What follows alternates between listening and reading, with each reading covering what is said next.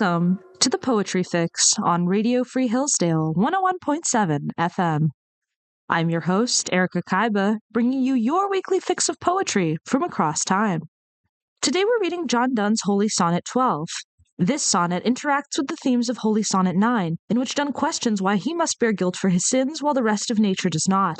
Holy Sonnet XII takes the opposite perspective, almost acting as a rebuke for Donne's former way of thinking. Here, he observes that all of created nature stands at the service of mankind, and he questions why this is, since man is so undeserving.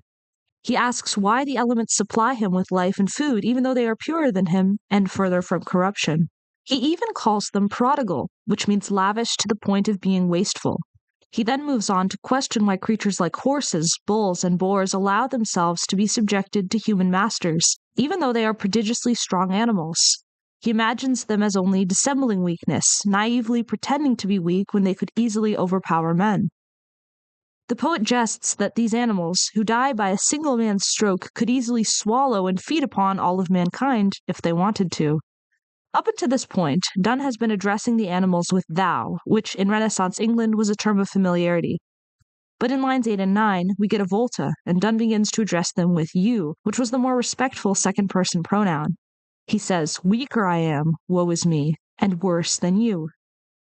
By saying this, he subverts the idea of the chain of being, which organizes creation into a hierarchy and places humans above plants and animals. This subversion would probably have been wildly provocative at the time, and it places Donne in an attitude of humility rather than the self-assured entitlement that he began the Holy Sonnet IX with. He continues, "You have not sinned, nor need be timorous."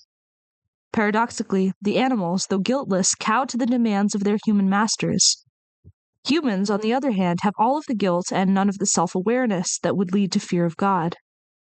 Psalm 2 tells kings to serve the Lord with fear and rejoice with trembling. But how often do the greatest among us actually do this? Humans are notoriously prideful and inflexible to the will of God.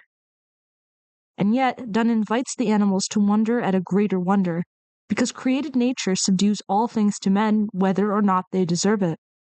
But their Creator, who is not bound by sin like man, or by his nature like the animals, submits himself to death for the sake of his very own creatures.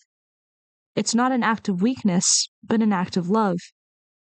And what's even more inexplicable is that God's creatures act as his own foes, as they are the ones who crucify him.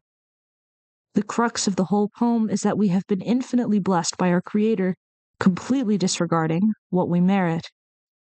With all that said, let's dive in. Holy Sonnet XII by John Donne. Why are we by all creatures waited on?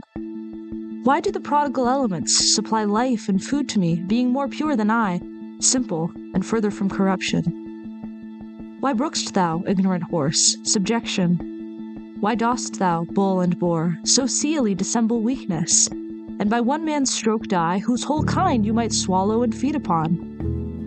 Weaker I am, woe is me, and worse than you. You have not sinned, nor need be timorous, but wonder at a greater wonder, for to us created nature doth these things subdue.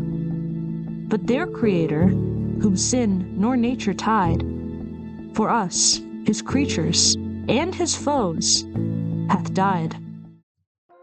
You've been listening to The Poetry Fix with Erika Kyba. If you enjoyed this episode, consider following The Poetry Fix on Spotify, YouTube, or Apple Podcasts.